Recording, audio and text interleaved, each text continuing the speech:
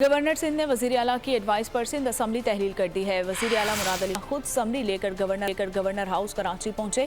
Governor Kamran Khan टिसूरी ने वजीर आला की एडवाइस पर दस्तखत कर दिए। गवर्नर ने वजीर आला की सिफारिश पर आर्टिकल 112 की शिक 1 पर दस्तखत किए। असम्बली तहलील होने पर सूबाई काबीना भी खुद तहलील हो गई। निगरान वजीर आला की तकर्री तक मुराद अली शाह वजीर आला की खिदमत जारी रखेंगे। वजीर आला सिंध और अपोजिशन लीडर राना अंसार के दरमियान सुबह 10 बजे वजीर आला हाउस में मुलाकात होगी। निगरान वजीर आला सिंध के नाम पर गौर किया जाएगा। तारीख का अमीर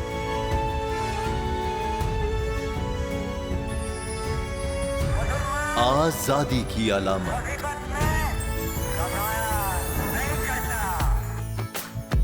हुस्न का आईनादार फिक्रो नजरिए की अक्कास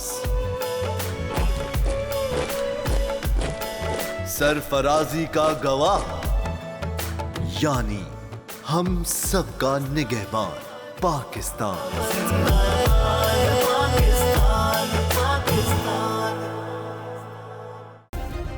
सब्सक्राइब करें और बेल दबाएं ताकि कोई खबर रह न जाए।